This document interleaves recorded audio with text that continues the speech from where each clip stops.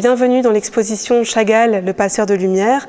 Cette exposition a été conçue dans le cadre des 800 ans de la cathédrale de Metz, cathédrale dans laquelle se trouve le premier grand cycle monumental de vitraux conçu par Marc Chagall. Chagall conçoit des vitraux à partir de 1956 et jusqu'à la fin de sa vie. C'est toutes ses créations dans 15 édifices qui sont présentés dans cette exposition à travers à la fois des dessins préparatoires qui permettent de comprendre comment cet immense peintre passe d'une peinture à une œuvre de verre en collaboration avec des artisans, des maîtres verriers extrêmement talentueux et qui ont une grande liberté laissée par l'artiste. L'exposition s'intéresse également à l'inventivité iconographique de Chagall présente dans ses vitraux et dans son œuvre plus largement, puisque nous mettrons en correspondance avec ces vitraux certaines peintures, sculptures, tapisseries ou céramiques de l'artiste. Chagall se plonge dans la Bible, qui est l'un des sujets de prédilection qui hante les vitraux. Cette Bible qui le captive depuis son plus jeune âge et qu'il conçoit comme la plus grande source de poésie de tous les temps, non pas comme un dogme préétabli, mais comme une source dans laquelle puiser et à partir de laquelle rêver, inventer des visions. L'exposition suit un fil chronologique. Commande après commande, vous découvrirez les grandes questions qui ont habité Chagall lors de la création de ces vitraux. Les tout premiers vitraux de Chagall ont été réalisés dans l'église Notre-Dame de Toute-Grâce sur le plateau d'Assy en Haute-Savoie. Ce sont des vitraux relativement petits, très clairs et très peu colorés parce que la pièce maîtresse de ce baptistère dont Chagall a reçu la commande est cette très grande céramique murale qui, elle, est très colorée et qui devait être très bien éclairée par les vitraux. Comme dans ses peintures, Chagall, quand il reçoit une commande, travaille avec une très grande liberté, c'est-à-dire que quand bien même un sujet a été décidé avec le commanditaire, il associe très librement les figures, les motifs qui l'intéressent. Ici, par exemple, avec le commanditaire, ils se sont mis d'accord sur une traversée de la mer Rouge, qui est un épisode de l'Exode qui, depuis les premiers temps du christianisme, a été interprété comme une préfiguration du baptême. Donc c'était un sujet qui convenait parfaitement pour un baptistère. Et Chagall représente la traversée de la mer Rouge avec tous les éléments qui permettent de l'identifier, c'est-à-dire Moïse avec un bâton qui ouvre la mer, qui permet aux Israélites de passer, guidés par l'ange de Yahvé tout en haut, et qui referme la mer sur les Égyptiens lancés à la poursuite des Israélites. Mais Chagall associe à ce thème des choses qui lui sont très personnelles.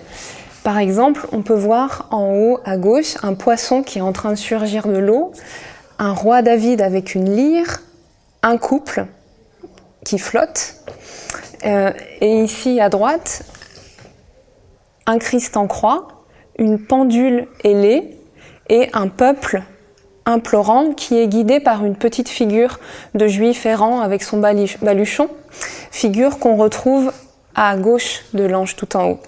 Je suis venu avec un confrère, un jeune confrère, pour faire face à une situation tout à fait incroyable, parce que nous n'avions jamais vu ça à ce point. L'œuvre de Chagall s'émiettait dans toute cette zone, se fragmentait sur le mur. Et les pères de l'église étaient catastrophés. Chaque matin, ils venaient, ils ramassaient des petites miettes. Et donc, devant cette incapacité de résoudre le problème, ils ont fait appel à des gens qu'ils pensaient être du métier. Et nous sommes venus armés de plein de bonnes intentions et de beaucoup de certitudes. Et on a commencé à creuser le mortier de pose, parce qu'il faut imaginer que l'œuvre était entièrement cernée de mortier de ciment. Nous avons commencé par dégager tout le mortier de pose autour de la partie basse de la céramique. Et on a gratté. C'est un peu comme un métier de chirurgien. Il y a une pathologie et en fait, on ouvre, on inspecte, on consulte, on ausculte. On peut passer des radiographies, on peut passer différents appareils et après, on pose un diagnostic. Une fois que le diagnostic est posé, on intervient. Alors cette aventure du sauvetage de la traversée de la mer Rouge a un point saillant. Dès lors que le lien avec le bâtiment a été rompu, l'œuvre devient un objet mobilier. Et ça a un immense avantage, c'est que si on peut constater que toutes les altérations des céramiques murales proviennent de leur assujettissement au bâti, les libérer, c'est non seulement les libérer du risque de s'altérer, mais c'est aussi leur donner l'occasion de voyager. C'est ce qui se passe aujourd'hui, puisque l'œuvre, chaque carreau est accroché sur une structure, et si elle vient aujourd'hui à Metz, c'est grâce à la rupture de ce lien historique entre l'œuvre en céramique murale et le bâtiment. Dans cette exposition, nous présentons des œuvres inédites qui n'étaient jamais sorties de leur lieu d'origine, comme les œuvres de l'église Notre-Dame de Toute-Grâce sur le plateau d'Assy, cette immense céramique, mais aussi cet ensemble de vitraux absolument exceptionnels qui proviennent de la chapelle du Saillant à Voutzac en Corrèze et qui ont été déposés pour être sécurisés et mieux sauvegardés. Nous avons profité de cette opération de sauvegarde pour faire voyager ces vitraux et les montrer dans l'exposition en lien avec les différentes commandes, les 15 commandes de vitraux que Chagall a réalisées au cours de sa vie. Ces vitraux donc proviennent de cette chapelle dont les premières fondations remontent au XIIIe siècle et qui a été ensuite construite en 1620 dans son état actuel par Jean II de l'Astérie, vicomte du Saillant, qui possédait le château attenant. La chapelle devient propriété de la municipalité après la Révolution française. Et en 1970, Guy de l'Astérie du Saillant, descendant direct de Jean II de l'Astérie, vicomte du Saillant, rachète le château de ses ancêtres, attenant à l'église. Il entreprend la restauration de son château et parallèlement, il rassemble des fonds privés et publics pour restaurer la chapelle municipale. Guy de l'Astérie du Saillant s'était rendu à Nice, au musée national Marc Chagall. Il avait été absolument transporté par les vitraux de l'auditorium qu'il y avait découvert. Il s'était également rendu à Reims, à la cathédrale, dont il connaissait les vitraux de Marc Chagall, qu'il avait marqués, dont la bleuté l'avait absolument ébloui. Il demande donc à Chagall d'intervenir pour combler des fenêtres vides ou dont les verreries polychromes du XXe siècle lui semblaient trop peu intéressantes. Chagall commence par refuser. Il est âgé, fatigué, a trop de travail et ne peut se prêter à cette nouvelle commande. L'opiniâtreté de Guy de l'Astérie du Saillant, qui s'adjoint le soutien de Jean-Louis Aurat des monuments historiques et de Charles Marc, mène Chagall à accepter cette commande et à créer des esquisses, des maquettes dès 1977 pour répondre à cette commande. Il commence par créer des vitraux pour le chevet. Ce grand vitrail, cette grande baie sur le thème des 4 éléments qui permet d'observer ce travail à la fois de la gravure du verre doublé. Donc le verre doublé est un verre composé de 2 couches, ici un bleu sur blanc qui est travaillé à l'acide de façon à rogner la couche bleue supérieure et à retrouver le blanc sous-jacent pour créer dans une même pièce de verre des nuances extrêmement subtiles. C'était une technique médiévale, mais Charles Marc et la verrerie de Saint-Just, avec laquelle il travaille, créent spécifiquement pour Marc Chagall plus de 1000 tons de verre pour créer des verres plaqués à l'échelle de la palette du peintre. On peut également admirer le travail de la grisaille, donc cet oxyde de plomb dilué avec un liant, que Chagall travaille au pinceau en créant des enlevés ou bien à l'éponge, au doigt, créant une peau, des effets de matière et de texture extrêmement diversifiés qui viennent donner vie à la matière vitrée. Ce vitrail du chevet, dédié aux 4 éléments, sur lesquels on peut percevoir l'eau, l'air, le feu et la terre, a été interprété par son commanditaire Guy de l'Astérie du Saillant comme une évocation de la création du monde, apparition des premiers éléments, mais aussi présence de l'Esprit Saint à travers ce rayon et cette colombe qui apparaît donc dans cette atmosphère bleutée.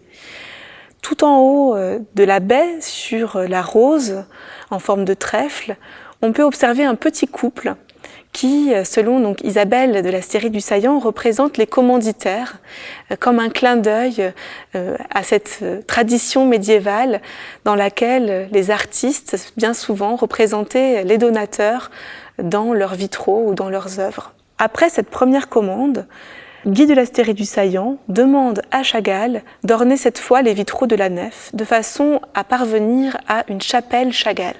Chagall est heureux de terminer le travail entrepris et dédie ses vitraux de la nef aux travaux des champs, à la demande donc de Guy de Lasteyrie du Saillant, qui suggère de représenter le blé, les troupeaux de moutons, la vigne et la pêche, en référence à la fois aux travaux agricoles et à la rivière, la Vézère, qui passe à proximité de la chapelle.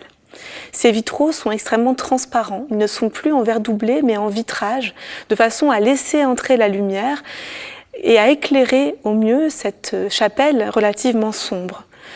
La touche de Chagall à la grisaille se délie, se libère, elle est extrêmement vibrante et rappelle certaines peintures des années 80 qui coïncident avec la période, donc 1979, à laquelle Chagall réalise ses vitraux de la nef. On y trouve aussi ce jaune d'argent, réalisé, donc une matière réalisée à partir de sel d'argent sous forme de sulfure et d'un liant qui permet d'obtenir ce jaune très intense qui est posé par le peintre verrier au revers du vitrail et qui donne lieu à une cuisson spécifique. Ce qui est marquant dans ce cycle de vitraux de la nef, c'est l'importance du chemin de plomb tracé par Charles Marc qui se libère du dessin de Chagall et qui vient par l'inscription de ce squelette de lignes de plomb abstraites inscrire un rythme et une dynamique qui lui est propre. Le dernier des vitraux que Chagall réalise dans cette chapelle et qui vient compléter l'ensemble des fenêtres du lieu est cet oculus qui représente 2 bouquets et dont le thème est donné par Isabelle de Lasteyrie du Saillant suite à sa visite d'une rétrospective Chagall à Paris et à l'admiration de grands tableaux représentant des bouquets. Elle demande à Chagall que cet oculus reprenne ce motif du bouquet et Chagall est ravi de réaliser ce petit vitrail qui a la particularité de rassembler un très grand nombre de tons. Béla Meyer, l'une des petites filles de Marc Chagall, y voyait d'ailleurs un travail très proche de celui d'un joaillier, du sertissage de pierres précieuses, de gemmes, qui rapproche ce vitrail d'un ouvrage extrêmement minutieux et précieux. Chaque étape de fabrication d'un vitrail, ça commence par la maquette, l'artiste fait sa maquette. Avec Chagall, la maquette repassée dans les mains de Charles Marc, qui lui faisait le carton. Alors, la maquette était prise en photo, les photos étaient agrandies à l'échelle réelle. Sur cette photo, on mettait un calque avec la mesure des vitraux de chaque panneau. Et Charles Marc, au fusain, en premier, il dessinait les traits de plomb pour les changements de couleur. Et une fois qu'il avait bien défini avec son noir, là, il passait le crayon rouge pour bien tracer le plomb. Donc, une fois que c'était mis en plan provisoire, Charles Marc et Brigitte passaient ce qu'on appelle un jus et traçaient les grosses lignes de la peinture de Chagall. On mettait ça sur le jour, Chagall venait et il faisait sa peinture après. Il travaillait un petit coin du vitrail, là, et puis d'un seul coup, il allait remettre une petite touche un peu plus haut. Il revenait, il en remettait une là. Et au fur et à mesure, le dessin changeait et on finissait par avoir une vision complète de ce qu'il avait fait. Mais c'était formidable parce que il travaillait ici, et dans sa tête, il était déjà 1 mètre plus haut à penser ce qu'il allait déjà faire. Le premier Simon Verrier, peintre verrier à Reims, c'est en 1640, avec un petit chef-d'œuvre de corporation. Il y a eu 12 générations de Simon du côté maternel à Reims. Et donc la particularité de cet atelier, c'est... D'abord, il s'est passé une chose très importante. Un drame, c'était la Première Guerre mondiale, où mon grand-père Jacques Simon, revenant blessé de la guerre, est chargé par l'équivalent du ministère des Beaux-Arts de l'époque, en 1917, de déposer les vitraux anciens de la cathédrale de Reims sous les bombardements allemands. avec l'aide de l'armée et des pompiers de Paris. On le charge aussi, dans la foulée, de restaurer l'ensemble des vitraux anciens de la cathédrale, ce qui prendra quelque chose comme pas loin de 20 ans. Quand ma mère a repris l'atelier, elle a donc rencontré mon père Charles Marc, et qui n'avait rien à voir avec le métier du vitrail, qui avait fait des études de philosophie, qui se passionnait pour la musique, qui n'avait jamais vraiment dessiné, et qui, en rencontrant Brigitte, se met à dessiner, et puis ils décident ensemble de reprendre l'atelier, tous les deux. Et pendant des années 1950 jusqu'à 1957, donc ils font ils restaurent beaucoup de vitraux, parce qu'il y a beaucoup de ce qu'on appelle des dommages de guerre, des crédits de dommages de guerre. Et puis donc à un moment donné, ils travaillaient avec un architecte en chef du monument historique qui était Robert Renard, avec qui ils travaillaient dans les Ardennes, dans le Gers, dans plusieurs endroits, qui travaillait aussi à la cathédrale de Metz. Et cet architecte était tout à fait original. Et il a eu tout d'un coup dans l'idée de faire appel à des peintres contemporains pour réaliser des vitraux dans un édifice classé monument historique. Et c'est comme ça que, pour la première fois en France, on trouve des vitraux d'art contemporain, les premiers étant ceux de Jacques Villon, et puis dans la foulée ceux de Roger Bissière, et aussitôt, mais presque en même temps d'ailleurs, ceux de Marc Chagall. Ça n'a pas été simple. Comme toute chose nouvelle, on pourrait presque dire un petit peu révolutionnaire pour les gens qui n'avaient pas l'habitude, dont la culture était le vitrail ancien. C'était quelque chose de totalement inattendu, un peu dérangeant. Je pense que ce qui a été primordial, c'est cette confiance qu'avait Chagall en mes parents. Il y avait une amitié, il y avait une très grande complicité, ce qui créait une énergie encore plus positive. Puis avec l'équipe des compagnons, comme disait Michel tout à l'heure, c'était un travail d'équipe, où Chagall était complètement intégré à l'équipe, sans aucune hiérarchie. C'était le travail pour le travail. Ce que cette exposition démontre vraiment d'une manière très, très évidente, c'est la qualité de travail de Chagall. Le vitrail ne se conçoit pas d'un jet, tout simplement. Mais c'est un travail de longue haleine de Chagall avec Chagall lui-même, de maquette en maquette. Le cycle Adassa en est une excellente illustration. Déjà aussi le travail d'échelle, de la plus petite maquette de cette taille jusqu'à la maquette définitive en 5 étapes différentes à travers 66 maquettes. Les premières maquettes n'ayant pas de couleur, donc on voit bien à quel point la couleur elle est blanche au départ parce qu'elle est représentée par le fond de papier, donc elle est en réserve. Les formes doivent s'inscrire sur le papier, d'abord au crayon, ensuite à l'encre de Chine, jusqu'à ce que le lavis ou un jus de lavis puisse faire vibrer le papier différemment. Et l'arrivée de la couleur, mais toujours avec des collages de papier ou de tissu qui viennent ensuite rappeler la densité à obtenir pour la traduction de la maquette en verre. C'est ce processus, ce long processus de travail qu'il a toujours appliqué, que ce soit pour Metz, que ce soit pour le plafond de l'Opéra. Je suis toujours en admiration devant cet esprit très humble qu'avait notre grand-père, cet artiste Chagall, qui a su inconsciemment, sciemment ou inconsciemment, consciemment, construire ce monde en revenant, jamais d'une manière linéaire, mais toujours d'une manière circulaire, comme disaient Michel Pierret ou Benoît Marc avant. Ils travaillaient toujours simultanément à 2 endroits différents, à 3 endroits différents. Donc il revenait toujours sur quelque chose pour mieux aborder ensuite la prochaine étape. Il était lui-même catalyseur de ce qui devait produire à la prochaine étape. On est face à un mystère.